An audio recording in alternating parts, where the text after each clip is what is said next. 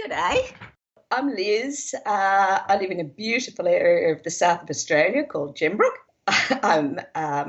I've competed at an international standard with horses, and so I've been an athlete all my life. And when I virtually gave up riding, I started marathon running. The reason I initially went to the doctor was that I was having trouble with my breathing. They did an ultrasound and things like that, and she sent me with all the results to this specialist, which was called a nephrologist.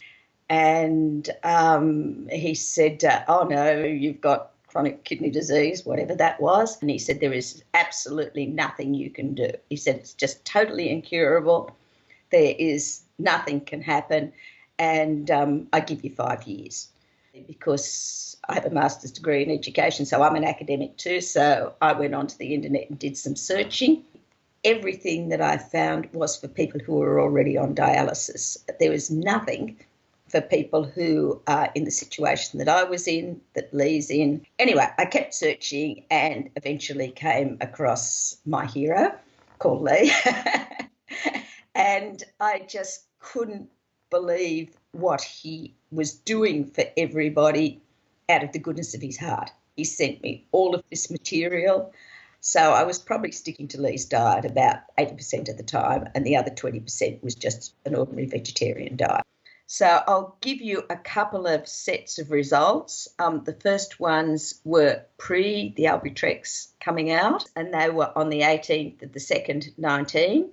And the GFR at that time came up as 33, and the creatinine came up as 141, which was way out of the range it had been prior to that. So the next set of tests that I did, which was on the 25th of the 2nd, the GFR was then 41 and the creatinine had gone back down to 118. And the only difference in that time was that Lee's tablets had come out and I'd taken them.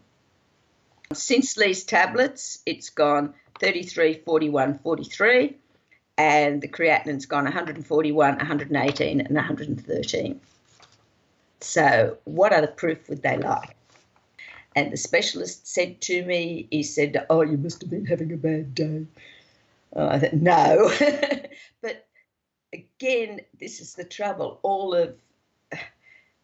They won't believe that there is anything other than what they say, which is that there is no cure. Because I said to him, what about your diet? And he said, oh, it doesn't make any difference. He said, not until you're on dialysis. And I thought, God, here we go.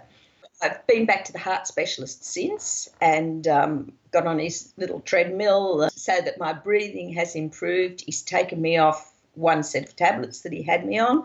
So that's great. I now believe there's a light at the end of the tunnel.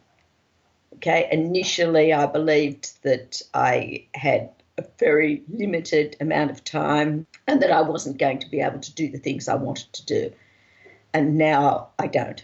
I believe that if I stick to using my tablets, stick as well as I can to the diet, that my life will run its normal course.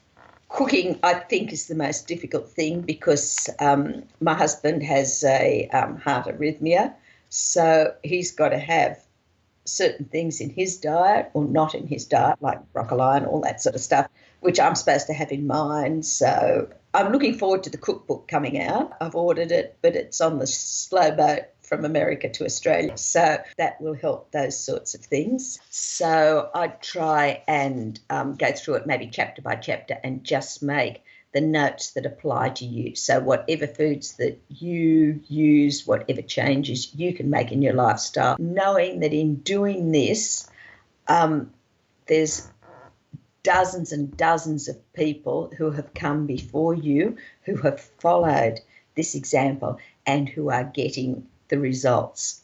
So this is the light at the end of your tunnel. It does work, and that's the important thing. You've just got to believe that and realise that the difficulties in what you're doing now are going to have the most amazing results, and your life is going to be longer and, much more fulfilling.